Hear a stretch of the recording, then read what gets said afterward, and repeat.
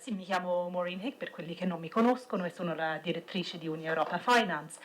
Gli accordi globali sono per la maggior parte fatti nel nostro ufficio internazionale globale a Nyon, però siccome la maggior parte di quelli nel settore di finanza sono con le multinazionali europee, ci lavoro anch'io con Angelo Di Cristo che sta qui e la nostra altra collega Anna Harvey nell'ufficio globale. Adesso i miei appunti sono inglesi, quindi passo all'inglese, sarà più facile.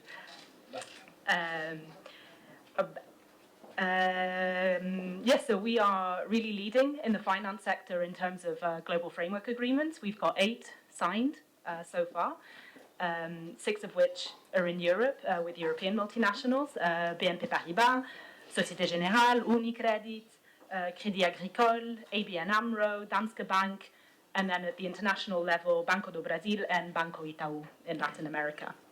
And 3 of these were signed in the last year, so we've been really active this past year with BNP Paribas, and I know Silvia Romano, I wanted to thank her, and Unicredit, and special thanks to Francesco Colasuono, and Crédit Agricole, and I see many of our negotiation team is here, Dominique Mendez, I can't see her anymore, and Franco Cappellini. And we also renewed earlier this year the agreement with Société Générale as well. The members of our European Works Councils are invaluable when we're negotiating these agreements, so I want to thank them. I also want to thank, where they do exist, the members of our trade union alliances, and I want to say these are even more invaluable to us in terms of our work at Uni Europa Finance and Uni Finance. As we all know, and as we've discussed today, European Works Councils aren't always unionised or not always filled with members who are uni affiliates, whereas with our trade union alliances, we can be sure that they are active uni affiliates and activists. And of course, we can go beyond just the information and consultation rights that belong to European Works Councils, and they can be a real tool to help with our negotiations and campaigns at the transnational level with multinational companies. And of course, global framework agreements aren't an end in themselves; they are just the beginning, and they're not just words on paper, but have to be used to force the companies to put the money where their mouth is, and actively work on the commitments that they've made in these agreements in terms of respecting fundamental workers' and trade union rights. Just to name some of our trade union alliances, we have them in Unicredit, Crédit Agricole, AXA, and especially with Santander, we have one for the European level and also globally, so that is also a good practice example. And I move on. Just some examples, and I know today the theme is of digitalization, but we're especially proud of our recent global framework agreements with BNP Paribas. We had some landmark chapters put in against harassment and against discrimination and on welfare, and similarly with Unicredit on anti-harassment, anti-discrimination, also on workplace stress and on responsible sales, which is also thanks to the campaign that Uni has been running on sales versus advice, and thanks also to the bank social dialogue, joint declarations, for example, on lifelong learning, so we can see that everything comes together. Specifically on digitalization, the theme of this project, we're really proud that the latest global framework agreement, which we signed with Crédit Agricole this summer, includes a groundbreaking chapter protecting workers from any negative impacts from digitalization. This is the first time it's been in a global framework agreement, certainly within Uni, and we hope it can be used as best practice, certainly for our future finance sector ones, but also for other sectors as well. And just as a summary in terms of what we've agreed that's in the agreement on digitalization, we're talking about needing a continuous dialogue between the trade unions and the employers. I mean, this is again what we've talked about today, is making sure that we are in the room when the decisions are being made, not just afterwards being informed what the decisions are.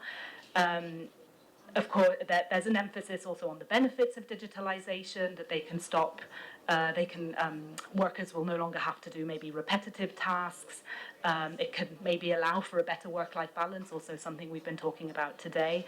But we've also put the emphasis on the need for continuous training, upskilling, reskilling, lifelong learning, to make sure that workers have the skills that are needed for these new jobs that are being created, or the change in the job roles due to digitalization.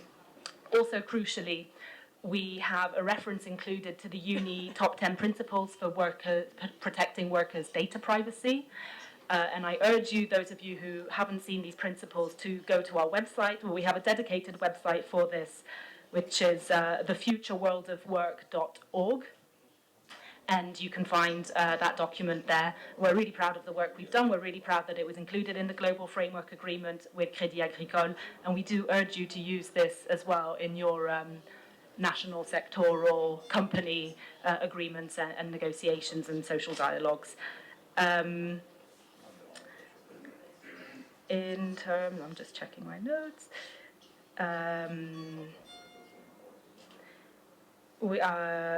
This chapter on digitalization in the agreement was also based on the, as I mentioned, we have a social dialogue, joint declaration in the European Banking Social Dialogue on digitalization, and I'm looking at Jens and Giancarlo, who I know has left, but thanks to him as well for the good negotiations that we've done on that, and also maybe I can say as a little foreshadowing of our work for next year, that we hope to be doing a joint declaration on responsible sales as well. So we can see again the circle of what we agree at the European level, which we then hope can trickle down to the national sectoral level, but also upwards into these global framework agreements.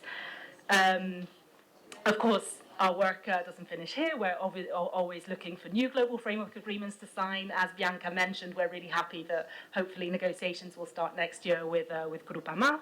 As Guido mentioned earlier today, the door is open with KBC, so hopefully we'll have some negotiations going there as well. We're also looking into negotiating with AXA, with Barclays, Allianz, and Erste Bank, and hopefully Santander as well, though I know there's some issues in the North America branches which are taking priority for the moment.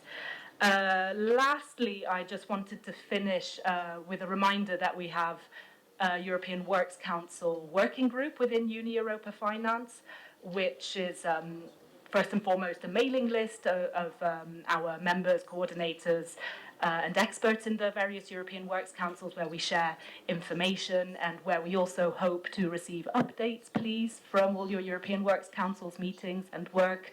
We don't know. If you don't tell us, please keep us informed. And the next working group meeting will be very soon in Brussels, in a couple of weeks, on the 29th of November. And I'm really pleased to see there's going to be a very high turnout, and I know many of you in the room will be there, so I look forward to seeing you again there. And lastly, as we had mentioned Brexit earlier today, I just wanted to remind everyone of our Uni Europa Finance position on Brexit as regards EWCs, which is very basic and very simple.